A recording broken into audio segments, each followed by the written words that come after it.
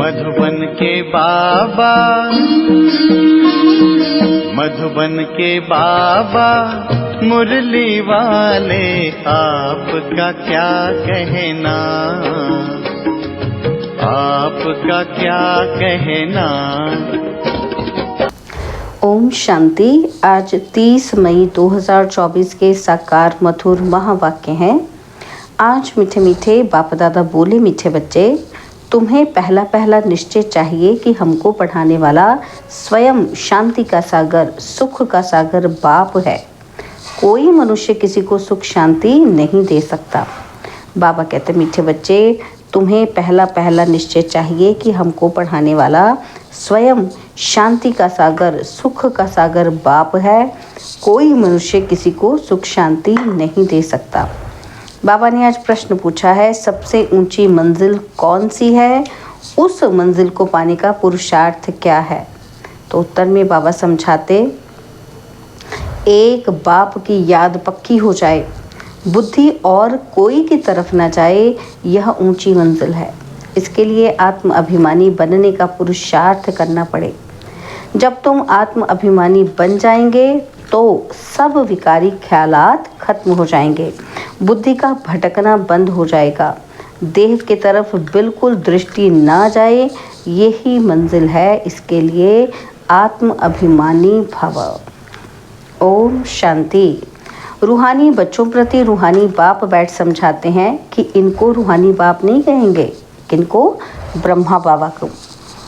आज के दिन को सतगुरुवार कहते हैं। गुरुवार कहना भूल है, सतगुरुवार। गुरु लोग तो बहुत ढेर हैं और सतगुरु एक ही है। बहुत हैं जो अपने को गुरु भी कहते हैं, सतगुरु भी कहते हैं। अभी तुम बच्चे समझते हो गुरु और सतगुरु में तो फर्क है। सत्य अर्थात ट्रुथ, सत्य एक ही निराकार बाप को कहा जाता है, ना कि मनुष्य को। सच्चा ज्ञान तो एक ही बार ज्ञान सागर बाप आकर देते हैं। मनुष्य को कभी सच्चा ज्ञान दे नहीं सकते। सच्चा है ही एक निराकार बाप। इनका नाम तो ब्रह्मा है। ये किसी को ज्ञान दे ना सके। ब्रह्मा में ज्ञान कुछ भी नहीं था। अभी भी कहेंगे इनमें सारा ज्ञान तो है नहीं। संपूर्ण ज्ञान तो ज्ञान सागर परमपिता परमात्मा में ही है। अभी ऐसा कोई मनुष्य है नहीं जो अपने को सतगुरु कहला सके। सतगुरु माना संपूर्ण सत्य। तुम जब सत्य बन जाएंगे तो फिर ये शरीर नहीं रहेगा। मनुष्य को कभी सतगुरु कह नहीं सकते। मनुष्य में तो पाई की भी ताकत नहीं है। वह खुद कहते हैं कि मैं भी तुम्हारे जैसा मनुष्य हूँ, इसमें ताकत की बात उठ नहीं सकती। यह तो बाप पढ़ाते हैं, ना कि ब्रह्मा, और ये ब्रह्मा भी उनसे पढ़कर फिर पढ़ाते हैं। तुम ब्रह्मा कुमार कुमारियाँ कहलाने वाले भी परमपिता परमात्मा सतगुरु से पढ़ते हो। तुमको उनसे ताकत मिलती है। ताकत का मतलब ये नहीं कि कोई को घुसा मारो जो गिर पड़े, नहीं, यह है रूहानी ताकत जो रूहानी बाप द्वारा मिलती है। याद के बल से तुम शांति को पाते हो और पढ़ाई से तुमको सुख मिलता है। जैसे और टीचर्स तुमको पढ़ाते हैं वैसे बाप भी पढ़ाते हैं। यह भी पढ़ते हैं, स्टूडेंट हैं।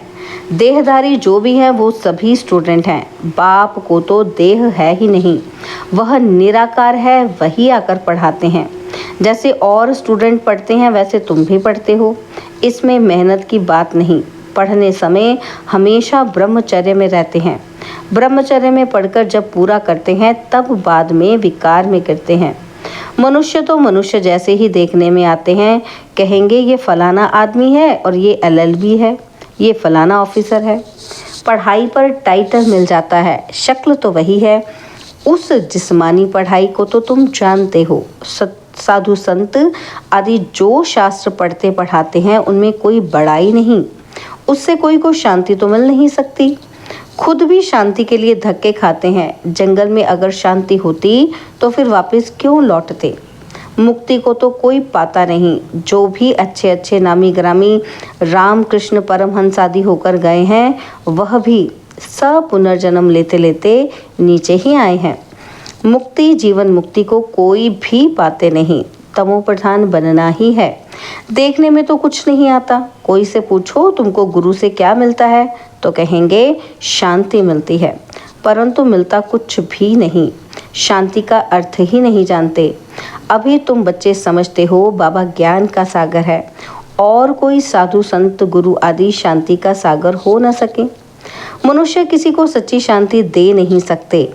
तुम बच्चों को पहले तो निश्चय करना है कि शांति का सागर एक बाप है जो हमको पढ़ाते हैं। सृष्टि का चक्र कैसे फिरता है वह भी बाप ने समझाया है। मनुष्य को कभी सुख शांति दे नहीं सकते। ये ब्रह्मा उनका रथ है। तुम्हारे जैसा स्टूडेंट ही है। यह भी ग्रस्त व्यवहार में रहने वाला था। सिर्फ बाप को अपना रथ लोन पर दिया है, सो भी वानप्रस्थ अवस्था में। तुमको समझाने वाला एक बाप है। वह बाप कहते हैं सबको निर्विकारी बनना है। जो खुद नहीं बन सकते तो फिर अनेक प्रकार की बातें करेंगे, गालियां भी देंगे। समझते हैं हमारा जन्म जन्मांतर का भोजन जो बाप का वर्षा मिला हुआ है वह छुड़ाते हैं।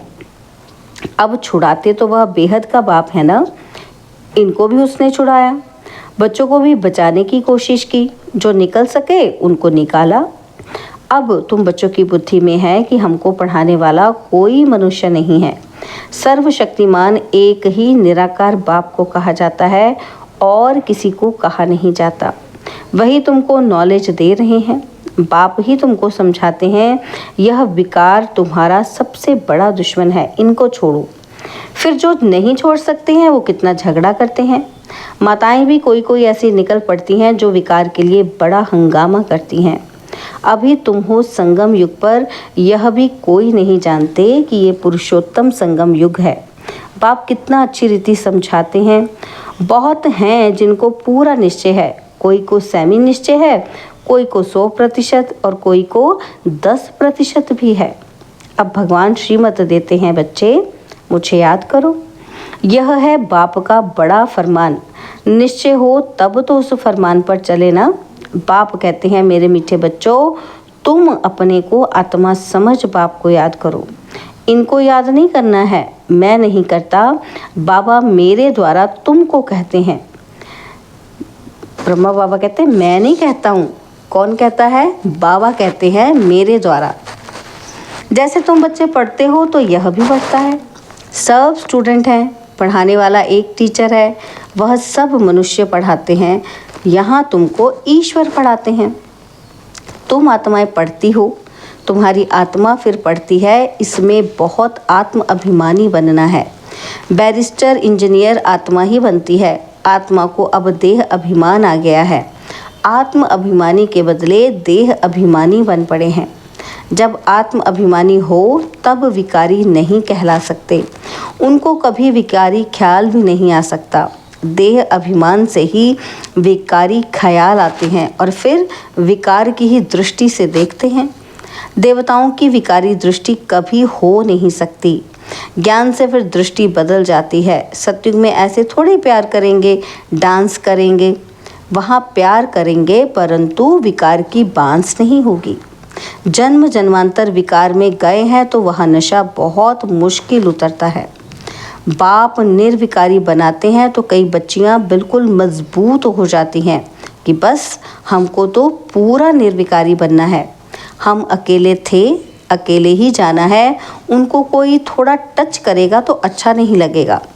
कहेंगे ये हमको हाथ क्यों लगाते हैं, इनमें विकारी बांस है, विकारी हमको टच भी ना करे। इस मंजिल पर पहुंचना है। देह तरफ बिल्कुल दृष्टि ही ना रहे, वह कर्मातीत अवस्था अभी बनानी है। अभी तक ऐसा नहीं है कि सिर्फ आत्मा को ही देखते हैं। मंजिल है।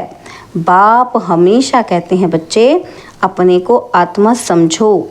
ये शरीर दुम है जिसमें तुम पाठ बजाते हो। कई कहते हैं कि इनमें शक्ति है, परंतु शक्ति की कोई बात ही नहीं, ये तो पढ़ाई है। जैसे और भी पढ़ते हैं ये भी पढ़ते हैं। प्योरिटी के लिए कितना माथा मारना पड़ता है, बड़ी मेहनत है। इसलिए बाप कहते हैं एक दो को आत्मा ही देखो। सत्युग में भी तुम आत्म अभिमानी रहते हो। वहाँ तो रावण राज्य ही नहीं, विकार की बात नहीं। और यहाँ रावण राज्य में सब विकारी हैं। इसलिए बाप आकर निर्विकारी बनाते हैं। नहीं बनेंगे तो सज़ा खानी पड़ेगी। आत्मा पवित्र बनने बिगर ऊपर जा न सके। हिसाब किताब चुकतू करना पड़ता है, फिर भी पद कम हो पड़ता है। यह राजधानी स्थापन हो रही है। बच्चे जानते हैं कि स्वर्ग में एक आदि सनातन देवी देवताओं का राज्य था। पहले पहले तो ज़रूर एक राजा रानी होंगे, फिर डिनाइस्टी होगी। प्रजा ढेर बनती है, उसमें अवस्थाओं में फ़र्क पड़ेगा। जिनको पूरा निश्चय नहीं, वह पूरा पढ़ भी न सके, पवित्र बन न सके। आधा कल्प के पतित एक जन्म के 21 जन्मों के लिए पावन बने, मासी का घर है क्या? तो मुख्य है ही काम की बात। क्रोध आदि का इतना नहीं, कहाँ बुद्धि जाती है तो ज़रूर बाप को याद नहीं करते हैं। बाप की याद पक्की हो जाए तो फिर और कोई की तरफ बुद्धि नहीं जाएगी। बहुत ऊंची मंजिल है।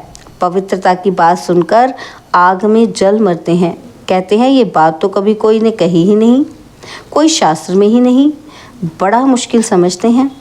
वह तो है ही निवृत्ति मार्ग का धर्म अलग। उनको तो पुनर्जन्म ले फिर भी संन्यास धर्म में ही जाना है। वही संस्कार ले जाते हैं। तुमको तो घर बार छोड़ना नहीं है। समझाया जाता है भल घर में रहो, उन्हों को भी समझाओ। अब है संगम युग। पवित्र बनने बिगर सतयुग में देवता बन नहीं सकेंगे। थोड़ा भी ज्ञान सुनते हैं तो वहाँ प्रजा बनती जाती है। प्रजा तो ढेर होती है ना। और सतयुग में वजीर भी नहीं होते, क्योंकि बाप संपूर्ण ज्ञानी बना देते हैं। वजीर आदि चाहिए अज्ञानियों को। इस समय देखो एक दो को मारते कैसे हैं। दुश्मनी का स्वभाव कितना कड़ा है। अभी तुम समझते हो कि हम ये पुराना शरीर छोड़ जाकर दूसरा लेते हैं, कोई बड़ी बात है क्या? और वह दुख में मरते हैं। तुमको सुख से बाप की याद में जाना है। कितना जितना मुझ बाप को याद करेंगे तो और सब भूल जाएंगे, कोई भी याद नहीं रहेगा। परंतु यह अवस्था तब हो जब पक्का निश्चय हो। निश्चय नहीं तो याद भी नहीं ठहर सकती। नाम मात्र सिर्फ कहते हैं, निश्चय ही नहीं तो याद काहे क्यों करेंगे। सबको एक जैसा निश्चय तो नहीं है ना। माया निश्चय से हटा देती है, जैसे कि वैसे बन जाते हैं। पहले पहले तो निश्चय चाहिए बाप में। संशय रहेगा क्या कि ये बाप नहीं है? बेहद का बाप ही ज्ञान देते हैं। ये तो कहता है कि मैं सृष्टि के रचयिता और रचना को नहीं जानता था, मेरे को कोई तो सुनाएगा ना। तो मैंने 12 गुरु किए, उन सबको छोड़ना पड़ा। गुरु ने तो ज्ञान दिया नहीं, सतगुरु ने अचानक आकर प्रवेश किया। समझा पता नहीं क्या होना है। और गीता में भी है ना कि अर्जुन को भी साक्षात्कार कराया। अर्जुन की बात है नहीं, यह तो रथ है ना। तो यह भी पहले गीता पढ़ता था। बाप ने प्रवेश किया, साक्षात्कार कराया कि ये तो बाप ही ज्ञान देने वाला है, तो उस गीता को छोड़ दिया। बाप है ज्ञान का सागर, हमको तो वही बताएगा ना। तो गीता है माई बाप, वह बाप ही है जिसको तुमेव माता पिता कहते हैं। वह रचना रचते एडॉप्ट करते हैं ना। तो यह ब्रह्मा भी तुम्हारे जैसा है। बाप कहते हैं इनकी भी जब वानप्रस्थ अवस्था होती है तब मैं प्रवेश करता हूँ। कुमारियाँ तो हैं ही पवित्र, उनके लिए तो सहज है। शादी के बाद कितने संबंध बढ़ जाते हैं, इसलिए देही अभिमानी बनने में मेहनत लगती है। वास्तव में आत्मा शरीर से अलग है, परंतु आधा कल्प देह अभिमानी रहे हैं। बाप आकर अंतिम जन्म में देही अभिमानी बनाते हैं तो मुश्किल भासता है। पुरुषार्थ करते करते कितने थोड़े पास होते हैं। 8 रत्न निकलते हैं। अपने से पूछो कि हमारी लाइन क्लियर है? एक बाप के सिवाय और कुछ याद तो नहीं आता है। यह अवस्था पिछाड़ी में होगी। आत्म अभिमानी बनने में बहुत मेहनत है। अच्छा, मीठे मीठे सिकिलदे बच्चों प्रति माता पिता बाप दादा का याद प्यार और गुड मॉर्निंग। रूहानी बाप की रूहानी बच्चों को नमस्ते। हम रूहानी बच्चों की रूहानी बाप दादाजी को दिलवा जान सिकवा प्रेम से नमस्ते। ओम शांति। प्यारे बाबा, मीठे बाबा, मेरे बाबा, शुक्रिया बाबा, शुक्रिया बाबा, शुक्रिया। धारणा के लिए मुख्य सार है। पहला पॉइंट है ज्ञान से अपनी दृष्टि का परिवर्तन करना है। आत्म अभिमानी बन विकारी ख्यालात समाप्त करने हैं। किसी भी प्रकार की बांस ना रहे, देह तरफ बिल्कुल दृष्टि ना जाए। और सेकंड पॉइंट है, बेहद का बाप ही हमें पढ़ाते हैं, ऐसा पक्का निश्चय हो तब याद मजबूत रहोगी। ध्यान रहे कि माया निश्चय से जरा भी हिला ना दे। बाबा ने आज वरदान दिया, सेवा भाव से सेवा करते हुए आगे बढ़ने और बढ़ाने वाले निर्विघ्न सेवाधारी भव। सेवा भाव से सेवा करते हुए आगे बढ़ने और बढ़ाने वाले निर्विघ्न सेवाधारी भव। सेवा भाव सफलता दिलाता है। सेवा में अगर अहम भाव आ गया तो उसको सेवा भाव नहीं कहेंगे। किसी भी सेवा में अगर अहम भाव मिक्स होता है तो मेहनत भी ज़्यादा और समय भी ज़्यादा लगता और स्वयं की संतुष्टि भी नहीं होती। सेवा भाव वाले बच्चे स्वयं भी आगे बढ़ते और दूसरों को भी आगे बढ़ाते हैं। वे सदा उड़ती कला का अनुभव करते हैं। उनका उमंग उत्साह स्वयं को निर्विघ्न बनाता और दूसरों का कल्याण करता है। स्लोगन है, ज्ञानी तो आत्मा वह है जो महीन और आकर्षण करने वाले धागों से भी मुक्त है।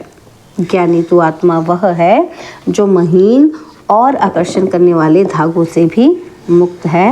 ओम शांति।